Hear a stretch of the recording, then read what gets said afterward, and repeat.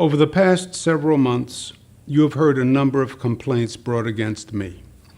I called for an independent review, and I said at the beginning I would let the process unfold. I didn't want anyone to say that I interfered. I said I would hold my tongue, and I have, making only limited comments.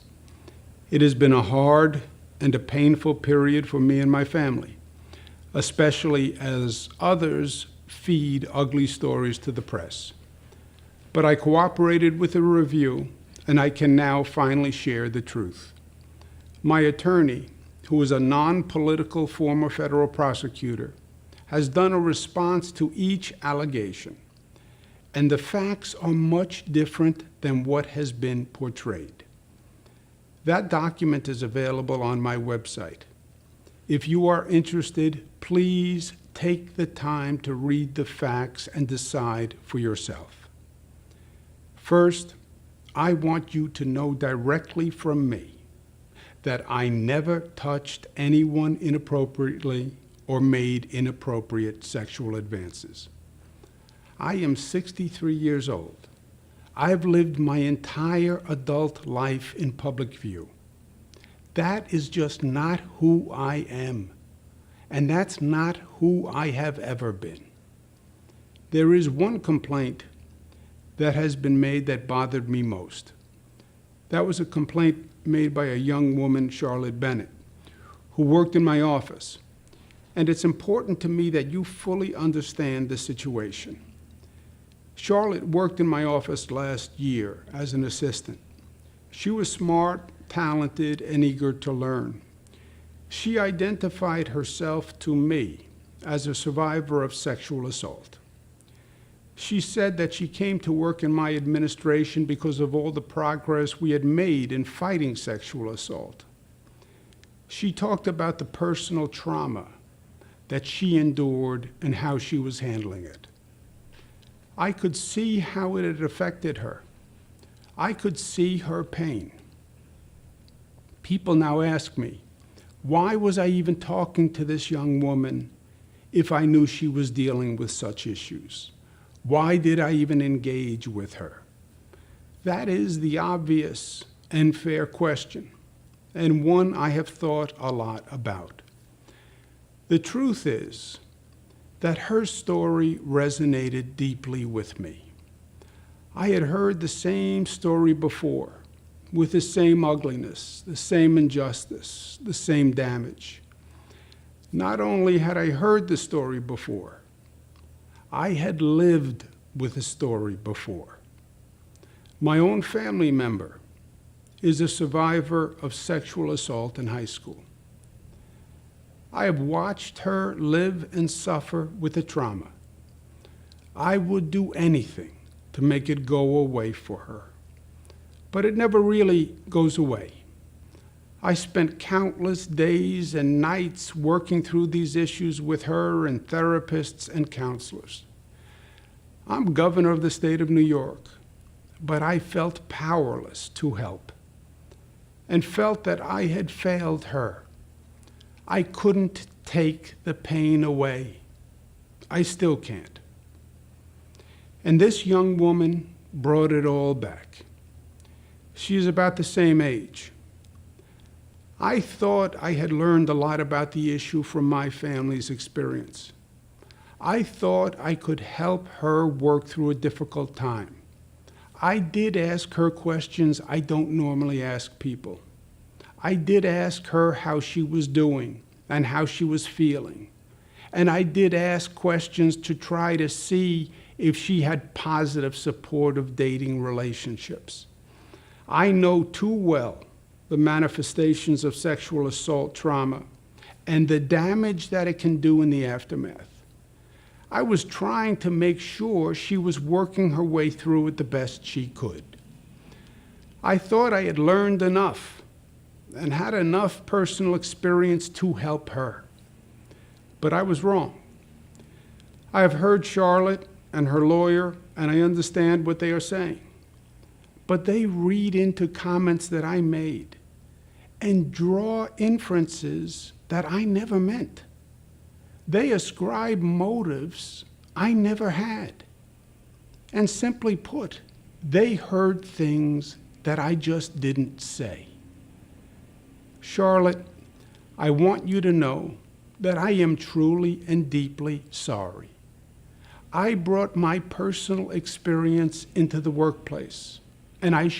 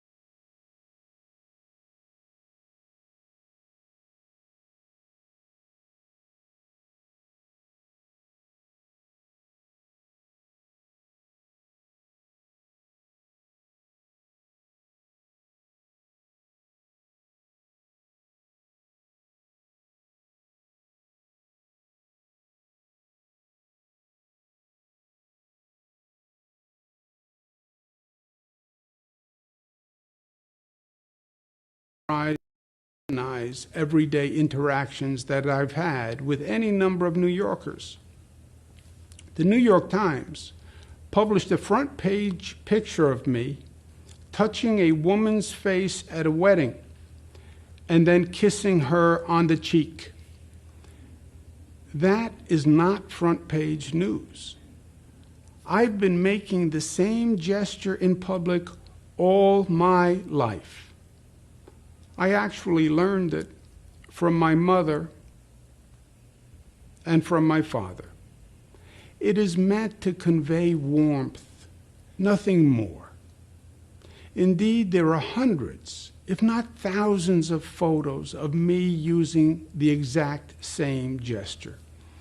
I do it with everyone, black and white, young and old, straight and LGBTQ, powerful people,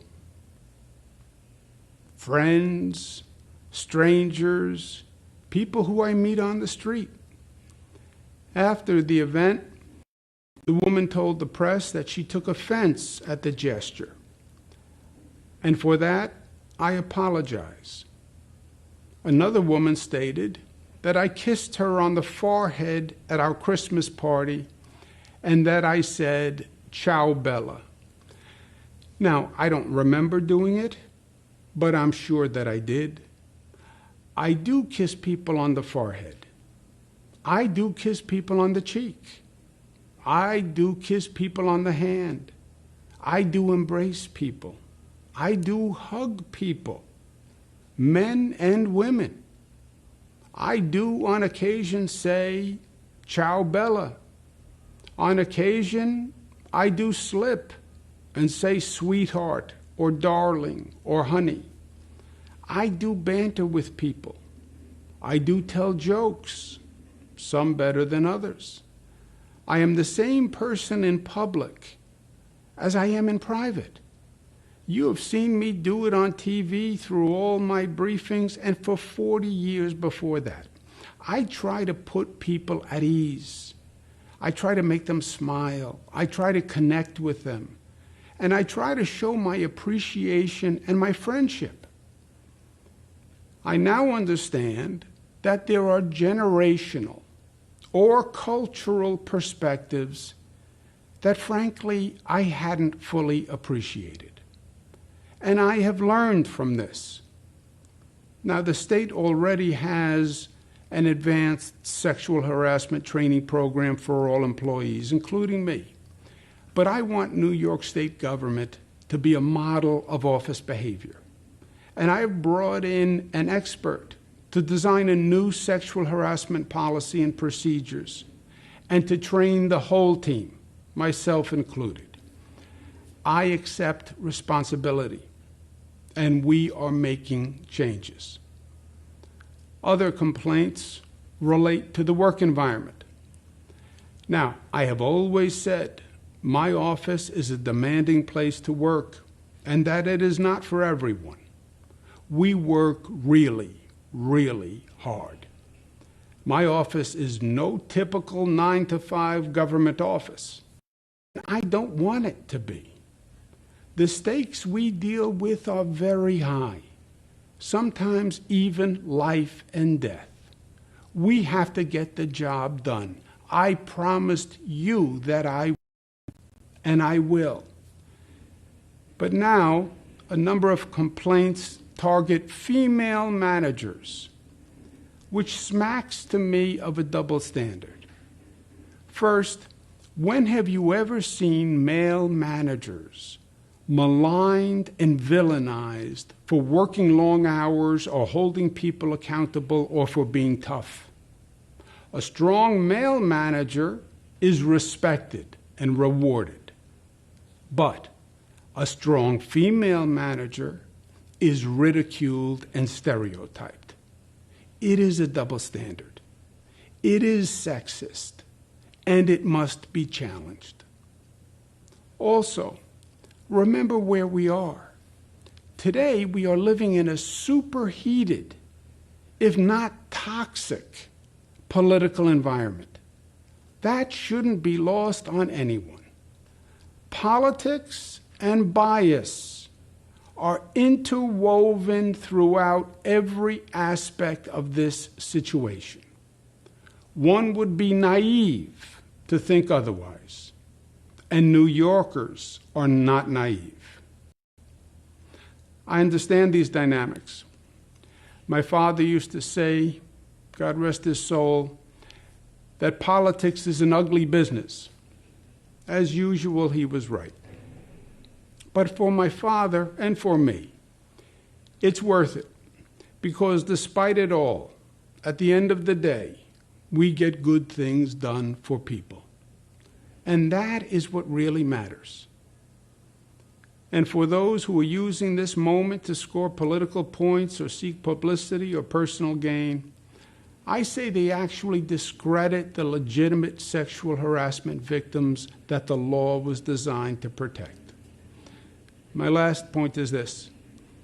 I say to my daughters all the time that as complicated as life gets is as simple as life is. My job is not about me. My job is about you. What matters to me at the end of the day is getting the most done I can for you. And that is what I do every day. And I will not be distracted from that job. We have a lot to do. We still have to manage the COVID beast. It is not dead yet. It's not over. We then have to reopen and reimagine our state, because our future is going to be what we make it. I know we can do these things because I know the strength and the character of New Yorkers. Look at the progress we made on COVID. It is amazing. We went from the highest infection rate in the country to one of the lowest infection rates in the country. Nobody thought that we could do it, but New Yorkers did it. That shows that there's nothing that we can't do when we work together. Together as one community, as one family, as New Yorkers. We will. Thank you. Over the past several months,